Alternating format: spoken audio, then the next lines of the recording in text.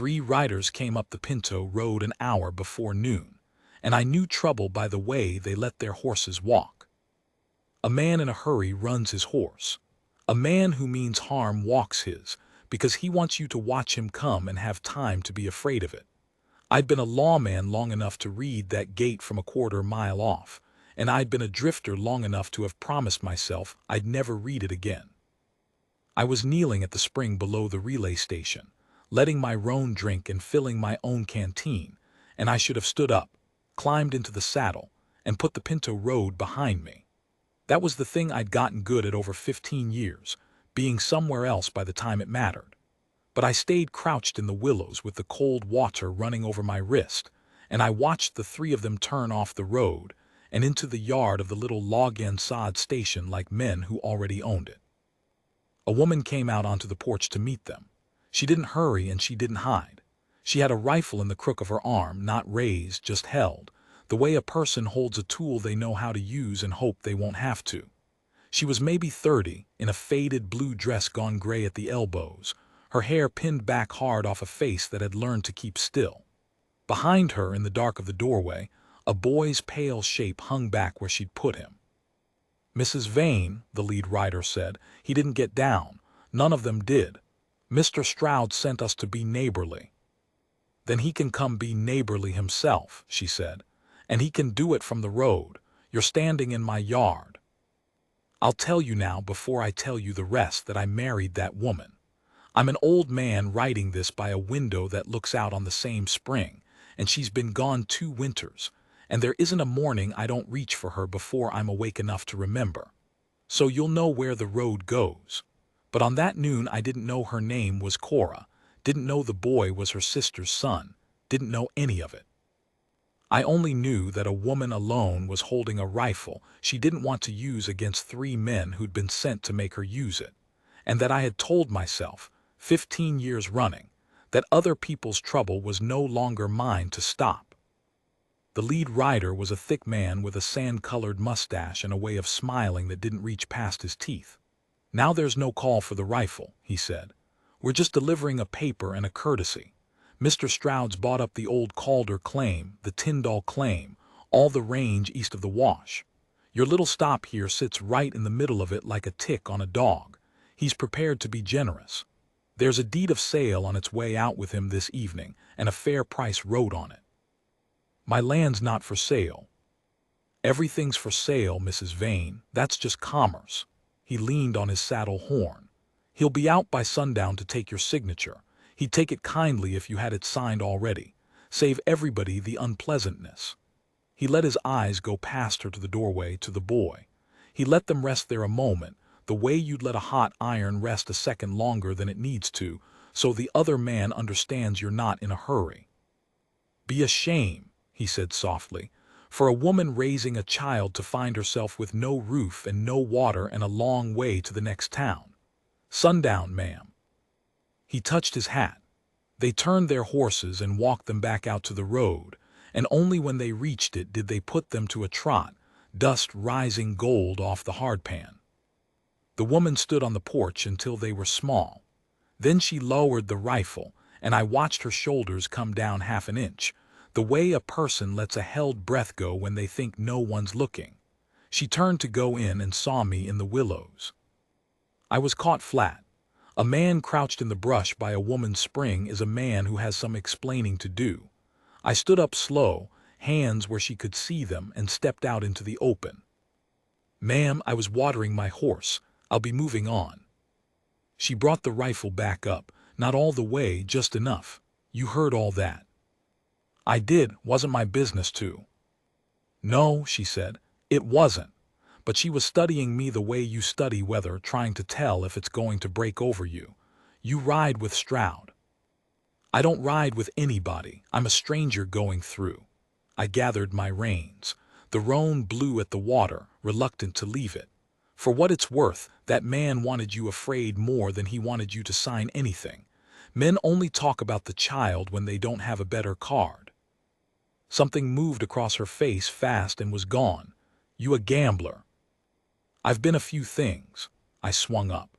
The leather creaked. Everything in me that had kept me alive and alone for 15 years was telling me to lift the reins and put the station at my back and not look at it again. The willows, the spring, the woman, the pale shape of the boy in the door, all of it the kind of trouble I'd taught myself to ride past. I had ridden past worse. I had ridden past a thing once that I'll tell about further on, and the riding past had cost me everything a man keeps, and I'd kept on riding anyway, because by then it was the only motion I had left. I lifted the reins. The boy came out onto the porch. He couldn't have been more than 8. He had a stick in his hand he'd been whittling, and he looked at me, and he looked at the road where the riders had gone, and he said, to nobody, in the flat way children say the truest things, "They're going to take the spring." "Sam," the woman said, "inside." But the boy didn't go inside. He looked at me up on my horse, a stranger leaving, and there wasn't any accusation in it. That was the worst of it. A grown man's accusation I could have ridden off from. The boy just looked at me the way you look at a cloud that isn't going to rain on your field. And I thought of another porch, and another child, and a road I'd been too far down to turn back on in time. I put the roan's head around, back toward the spring, and I got down. "I'll water him a while longer if it's all the same to you," I said. "Hot day to be on the road." The woman didn't lower the rifle, and she didn't thank me. She wasn't a fool. "Suit yourself," she said. "The water's free, always has been, that's the whole trouble." Her name was Cora Vane, and the trouble was this. The Pinto Road ran 90 miles of dry country between Quarry Bend and the railhead at Sallow Springs, and in all that 90 miles there was exactly one good year-round water, the spring at Ash Hollow, where her husband Tom had built the relay station 11 years back. The stage changed teams there.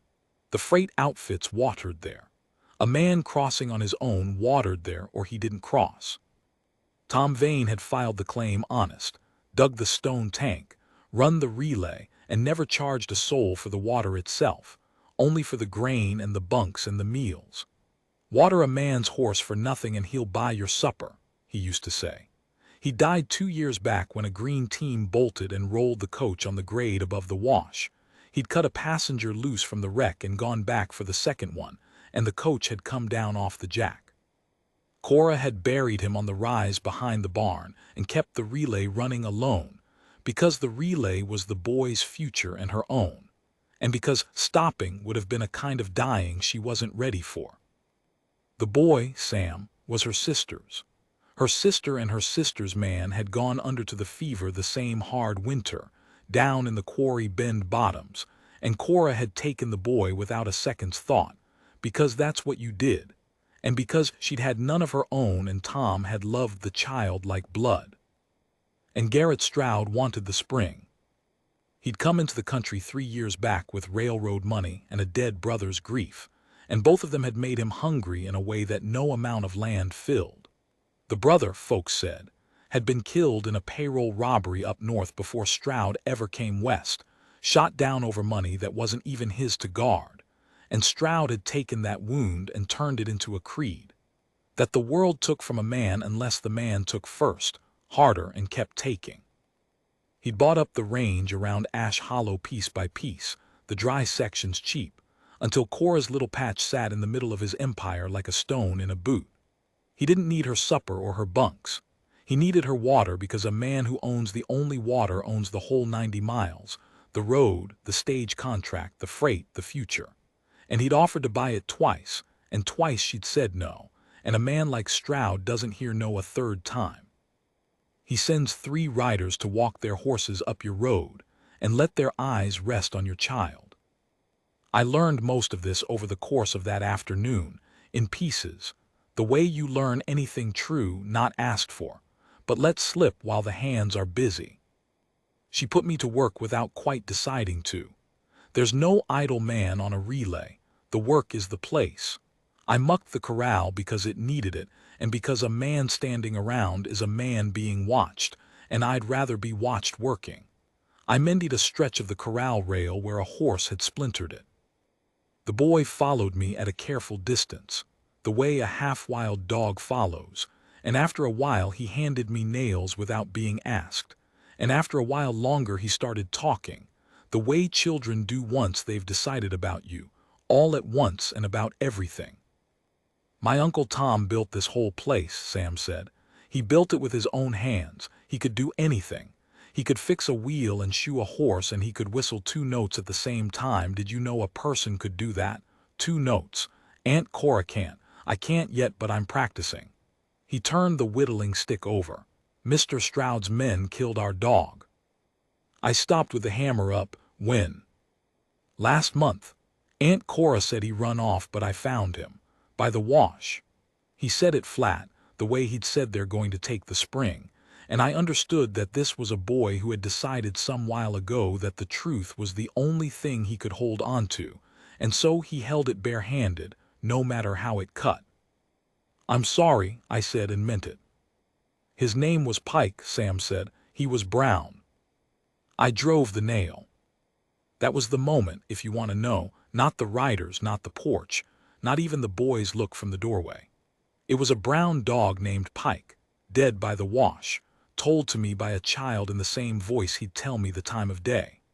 Because I had spent 15 years building a wall between myself and exactly this, the small particular griefs of people I had no claim on, and the wall had held against a great deal, and it did not hold against a brown dog named Pike.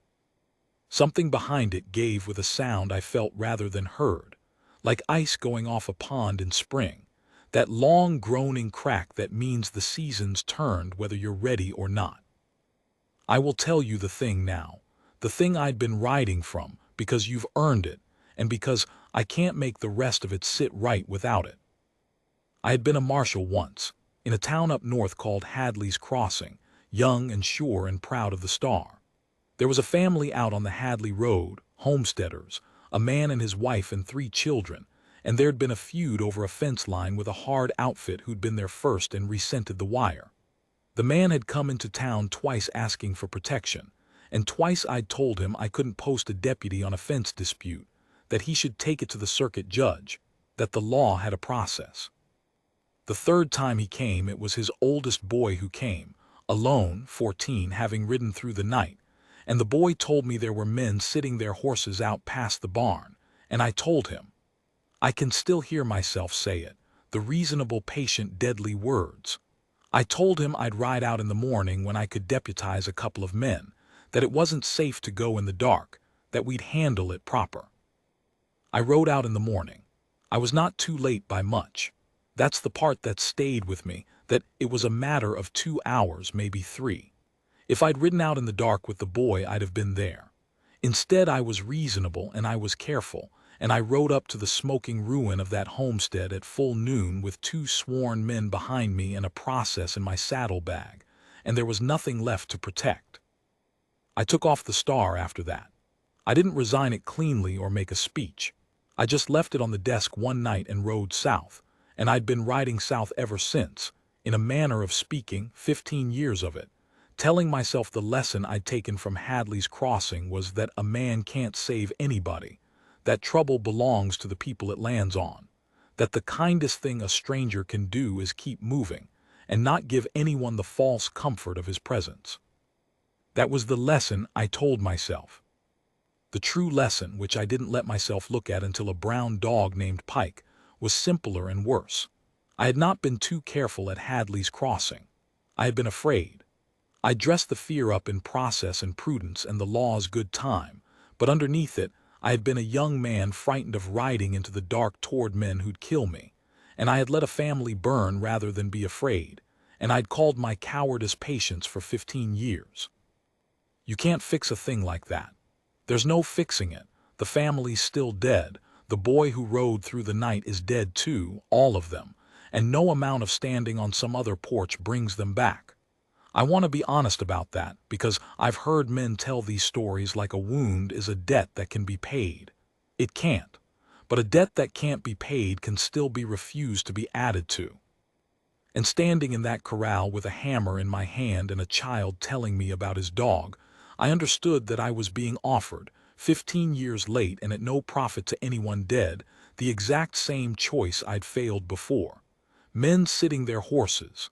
a deadline, a family alone. I'll ride out in the morning. I drove the last nail and set the hammer down and went up to the house. Cora was at the stove. She had a way of working that I'd come to love, an economy in it, no motion wasted, like the work was a language she was fluent in. She didn't turn around. "You'll want to be over the wash before dark," she said. "There's a dry camp 2 hours on with a windbreak. Most travelers make for it." "Mrs. Vane," I said, "what time does Stroud get here?" She set down her spoon. "Why?" "Because I'd like to be on this porch when he does." She turned around then. She had gray eyes, and they took me apart and put me back together while I stood there, looking for the angle, the grift, the thing a strange man wants. "I can't pay you," she said, "if that's what this is." "It isn't. Men don't stand in front of Garrett Stroud for nothing. There's 3 of them, and there'll be more by evening, and there's one of you, and you don't know me from a fence post." She crossed her arms. "I've had drifters offer to protect me before. It generally costs more than Stroud would." That landed where she meant it to. "Fair," I said. "Then let me say it plain so there's no mistaking. I was a peace officer once up north, and I rode out in the morning when I should have rode out in the night, and a family died for it, and I've spent every year since pretending that was wisdom. I'm not standing on your porch for you, Mrs. Vane, or not only for you. I'm standing on it for me. You don't owe me a thing, and I'd take it as a kindness if you didn't try to pay me one. I'll be gone the morning after, water my horse, and you'll never see me again. But I will not ride out in the morning. Not one more time. Not while I've got a say." The kitchen was quiet a long moment. A pot ticked on the stove. Out in the yard I heard the boy whistling, trying for the 2 notes, getting the one. "Tom said something like that once," she said at last low, "about being there in time." She picked her spoon back up, but she didn't stir. "He went back for the second passenger. The coach was already coming off the jack, and he went back anyway. Everybody said it was foolishness." She looked at the window, at the rise behind the barn where I'd later learned the grave was. "It wasn't foolishness. It was the only thing he knew how to be." "I'm sorry," I said, "the second time that day." "Don't be sorry," she started stirring. "Sit down. If you're going to stand in front of a man with a gun on my account, you can at least do it fed. A beat. What's your name?" "Rourke, Eli Rourke." "Eli?" She tried it out like checking a horse's gait.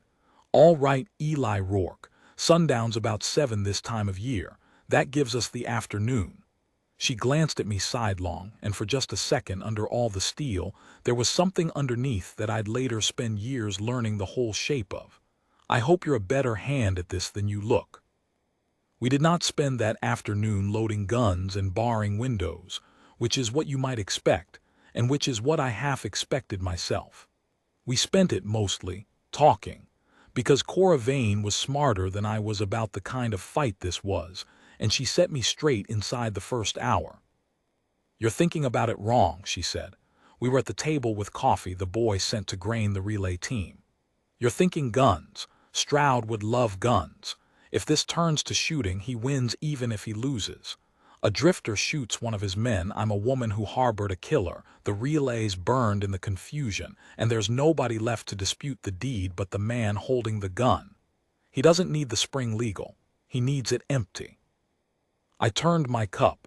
She was right, and I'd been a peace officer once and hadn't seen it as clean as she had in a sentence. "Then what does he need it to be?" "He needs it to be a story. A widow who couldn't make a go of it, sold out fair, moved on. Sad but ordinary. The whole country runs on widows who couldn't make a go of it." Her jaw set. "What he can't have is witnesses. He can't have a thing happen that gets talked about in Quarry Bend, that the stage driver carries up and down the line, that the freight men chew over. Stroud's whole power is that nobody's ever sure he did anything. A man like that isn't afraid of your gun, Eli. He's afraid of daylight." And there it was. I set my cup down. "How long's the stage?" She looked at me sharp, catching up to where I jumped. "Westbound comes through tomorrow noon, but—" "No, today. Is there anything comes through today before sundown?" She went still. "The freight," she said slowly. Dahlon's freight outfit waters here most Thursdays evening if they made the Quarry Bend pickup. 6, 8 men, a wagon master named Dahlon who's known Tom 20 years and owes him besides. Her eyes were moving now fast, the way they'd moved when I'd said the riders wanted her afraid. But there's no saying they come tonight. Some weeks they don't. What time when they do? Sundown, near enough. They like to water and camp the night by the spring. Sundown, I said, same as Stroud. We looked at each other across that little table, and I watched her understand it the same moment I did, and I watched the fear go out of her face and something better come into it. Not hope exactly. Hope's a soft thing. This was harder and cleaner. It was the look of a person who's been handed, after a long time of being told to surrender, a thing they can actually do. If the freight's here, she said, Stroud can't burn me out. Can't lay a hand on the boy. Can't do anything but stand in my yard in front of 8 witnesses who knew Tom and read the deed he's brought and watch me decline to sign it. In daylight, with names attached. And if the freight's not here, I said, then it's 3 of them or more and one of you after dark with no one to tell it. She didn't flinch from it. I'll give her that always. She never once flinched from the true shape of a thing. So we'd best make sure the freight's here.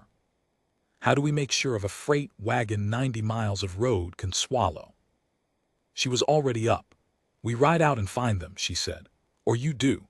I can't leave the boy and I can't leave the spring untended or Stroud's men'll find it empty and that's all the story he needs. But you can. She was pulling a map, a real one Tom's, drawn in his own hand on the back of a freight bill, every water and wash and grade of the Pinto Road on it. Dahlon, if he's coming, is on the Quarry Bend cut here. You ride hard, you can meet him by 4, turn him, have him here by 7. Tell him Tom Vane's widow needs his witness, not his guns. Dahlon won't bring guns into it, he's too old and too smart. But he'll bring his eyes are all we need. I looked at the map, at the cut, at the long dry miles of it, and at the woman who'd thought her way to the one move on the board that didn't end in somebody dead.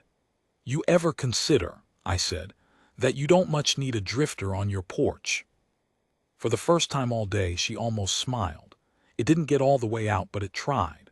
I need somebody to ride the cut, she said, and I need somebody on the porch at sundown if the freight's late, so Stroud doesn't find me here alone with the boy and decide daylight's a thing he can outrun. I need 2 men, Eli Rourke, and I've got one. So you'll do the riding and you'll get back before 7 if you have to kill that roan to do it, and then you'll do the standing. Can you do that? I can do that. Then quit talking and go. I rode the cut. I won't make a saga of it. It was hot and hard, and the roan deserved better than I gave him, but he was a good horse and he gave it. I found Dahlon's outfit at the dry crossing past the second wash a little after 4. 8 wagons strung out, and the dust of them visible a mile off. And I rode in with my hands open and Tom Vane's name in my mouth before they could decide what to make of me.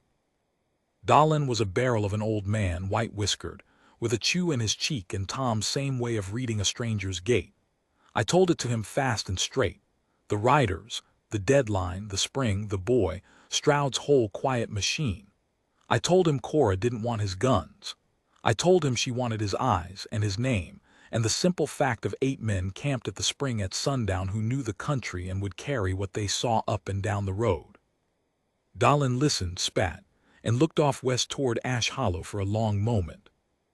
Tom pulled a man of mine out from under a coach 2 summers back, he said. Went back in when nobody'd have blamed him for staying out. You knew that. I know it now. Stroud. He said the name like he was getting a fishbone out of his throat. 3 of my outfits this year have come up shy of water account of that man buying up the dry sections to dry out the wet ones. He'd like to own the road. He'd like to own the air a man breathes crossing it. He turned in his saddle. Boys, we're watering at the Vane stop tonight. Pick 'em up. I want to be at Ash Hollow by sundown, and I want every man of you sober and looking like he's got nothing better to do than stand around a fire and notice things. He looked back at me, and there was a flint in his old eyes. We'll bring our eyes, mister, and our names, And we'll keep the guns on the wagons unless somebody else draws first.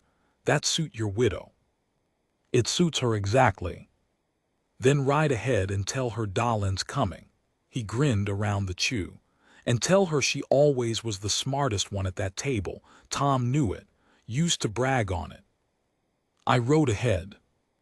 I got back to the relay at 6:30 with the freight dust rising behind me a couple miles off, and I came up the road and into the yard, and Cora was on the porch with the rifle, and the boy was beside her, and 3 riders were already in the yard, and one of them was the thick man with the sand-colored mustache, and behind them, sitting a tall gray horse, was a man I knew at once for Garrett Stroud. He was younger than I'd pictured, and that was somehow worse. He had a clean, hard, handsome face, and clothes too good for the country, and the stillest pair of eyes I ever saw on a living man, eyes that had decided about the world a long time ago, and were only waiting for it to confirm what they already knew. He had a leather folder across his saddlebow, the deed. He'd come early. Of course he had. A man like Stroud doesn't honor his own deadline. The deadline's just another way to make you afraid, and a man who's made the rules can break them to show you he can. He'd come at 6:30 to find a widow and a boy alone, before any sundown freight, before any witness, while the light was going and the story could still be written, sad but ordinary. But I was in the yard now, on a blown horse, and the freight dust was 2 miles off and closing, and Cora was on her own porch unsigned, and the only thing left was the next 10 minutes. "Mr. Rourke," Cora said, even like she'd been expecting me to supper. "Mr. Stroud's brought the deed. He was just explaining the price." "Generous price," Stroud said. His voice was quiet, pleasant. "More than the place is worth, frankly. I'm not a hard man, Mrs. Vane, whatever you've heard. I'd simply like this settled before dark." His still eyes moved to me. "And you are?" I got down off the roan. I made it slow. I walked up and stood on the bottom step of the porch between his men and the woman where I'd told her I'd stand. "Nobody," I said. "A man watering his horse. I've got no stake in your deed, Mr. Stroud. I'd just as soon you knew there's a witness here is all. Saves trouble later." The mustached rider shifted his hand toward his coat, and Stroud stopped him with one finger lifted off the saddlebow. Stroud studied me the way Cora had, but where her looking had built me back up, his took me apart and left the pieces. "A witness," he said. "To what? A fair sale. I welcome witnesses to a fair sale." He smiled with his teeth. "Sign the deed, Mrs. Vane, before this stranger gets ideas that get him hurt. He's not worth dying over, and neither's a spring." "I'm not signing the deed," Cora said. "You'll find the next water's a long way off, with no roof over the boy." "I'm not signing the deed," she said again, and her voice didn't shake, "and I have loved a number of sounds in my life. The spring at first light, the boy finally landing both notes of his whistle a year later, her breathing beside me 30 years of nights. But I'm not sure I ever loved a sound the way I loved her not shaking voice, saying I'm not signing the deed to Garrett Stroud with the light going gold and the odds all wrong." Stroud's stillness changed. It didn't break. Men like him don't break, they cool, but it cooled. "Burn it," he said to the mustached man, conversational, like ordering coffee. "The barn first, so the team scatters. She'll sign tonight or she'll sign tomorrow from the road. Either way." And the mustached man reached for the lucifers in his coat, and I took the last step up onto the porch and put myself square in the door of that house with the boy behind me, and I said the only thing I had, which was the truth. "There's 8 men of Dalin's freight outfit coming up that road right now," I said. 2 miles. You can see their dust from where you sit if you turn your head, and you've already seen it, because a man with eyes like yours sees everything, which means you already know.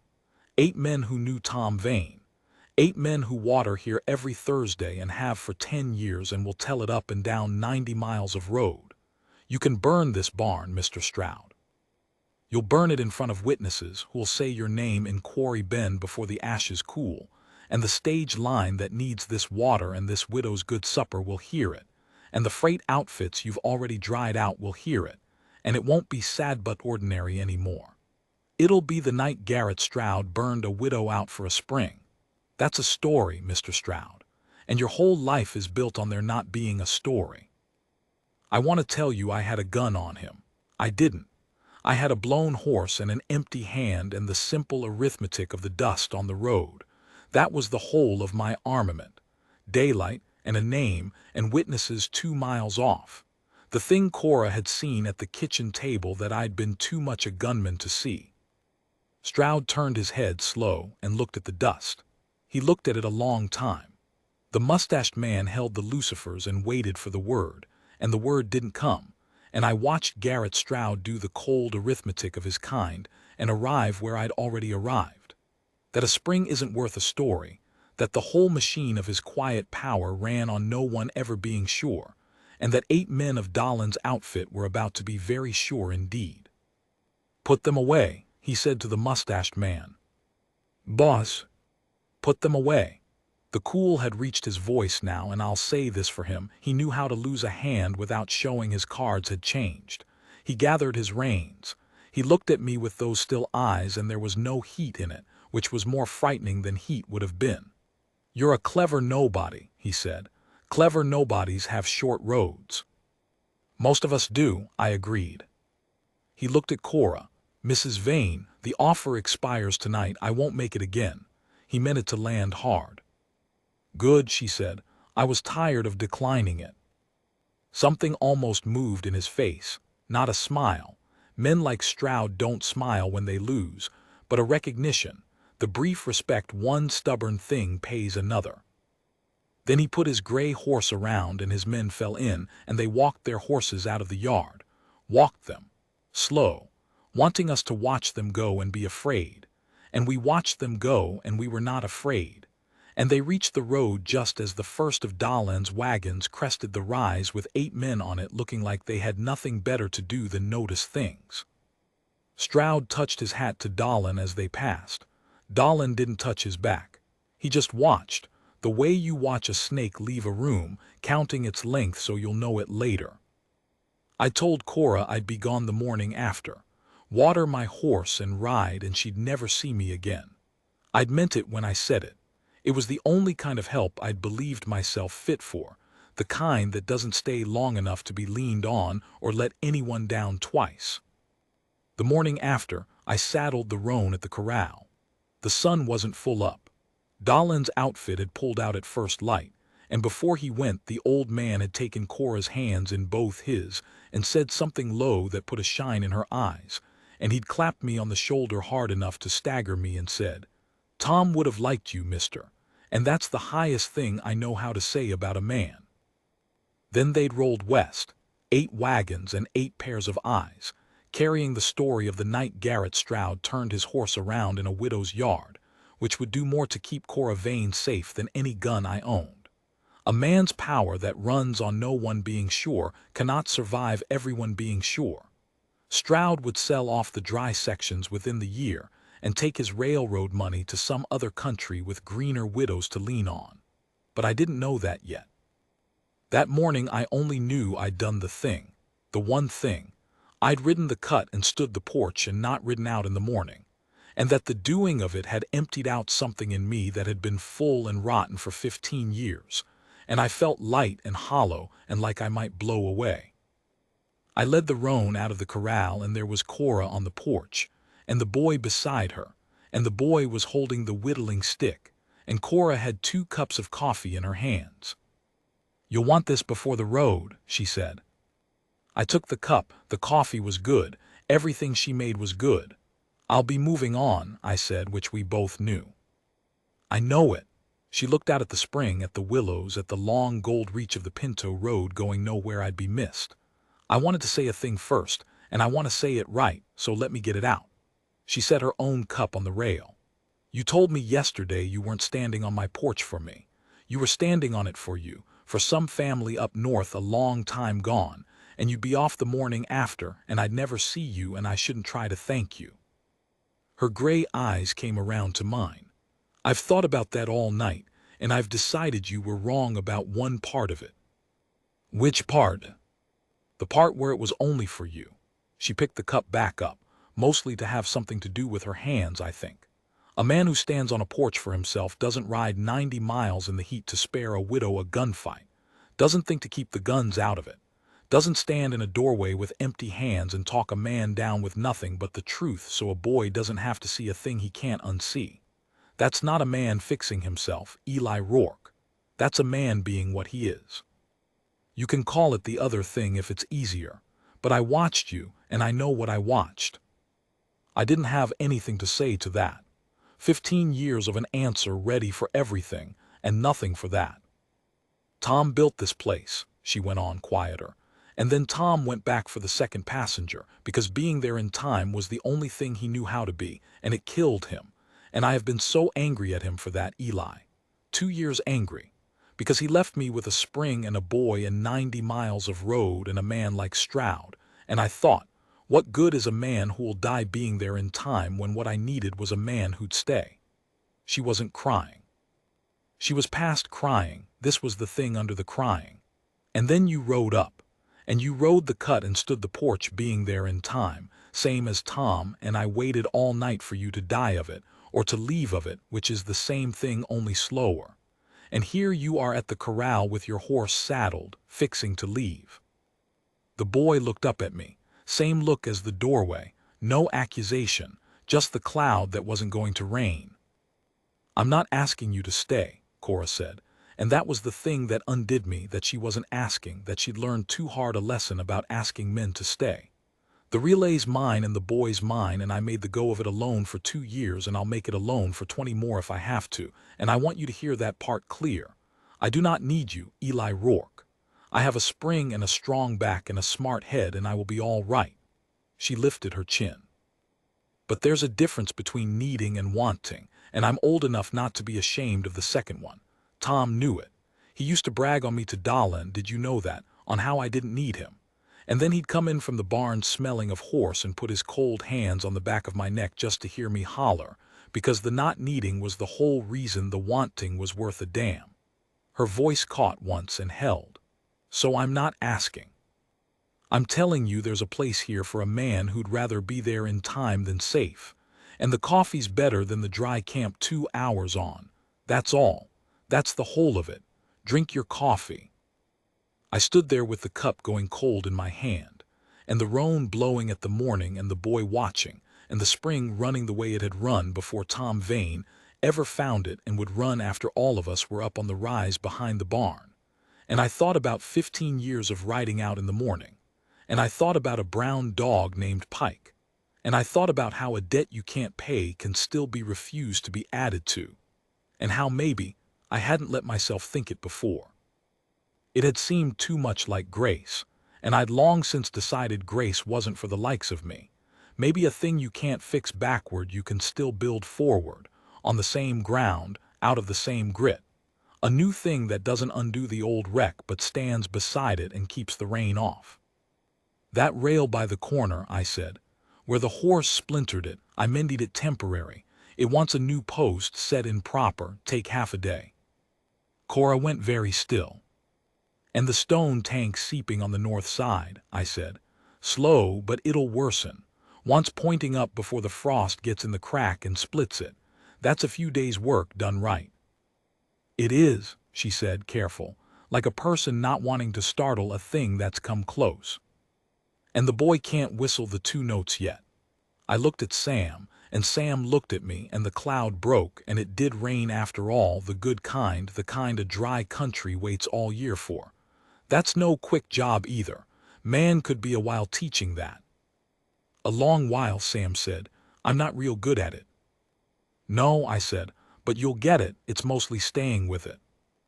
I led the roan back into the corral and pulled the saddle and turned him into the lot, and he put his head down and grazed like he'd been waiting for somebody to make up their mind. I came back to the porch and took up my cold coffee and stood beside the woman I'd marry that autumn when the circuit preacher came through, with the boy who'd be my son in all the ways that signify leaning on the rail between us, and we watched the sun come the rest of the way up over Ash Hollow and gild the spring that a hard man had wanted and never got, because a widow saw clearer than a gunman, and a coward finally rode toward the dark instead of away from it. And that being there, and then staying, which is only being there over and over for the rest of your days, turned out to be the thing I'd been looking for down 90 miles of road and 15 years, and never once thought to find on a porch with a cup of coffee going cold in my hand. I never did ride out in the morning. Not that morning, not the next, not any of the 10,000 that came after. I'm here yet, an old man at the window, the spring still running, the rail still standing where I set the post, the boy long grown and gray himself with boys of his own who can both of them whistle the 2 notes clean as birds. She's been gone 2 winters, but I was there in time, for all of it. Every plain, unremarkable morning of it, I was there. And if you want to know what a man's life is worth, I'd tell you it's not the wreck he couldn't stop a long way back up the road. It's the porch he finally planted his feet on, and the people he stood in the door for, and the staying, the long, ordinary, hard one staying, after the riders turned their horses around and walked them slow out of the yard, wanting him to be afraid, and finding, at long last, that he was not.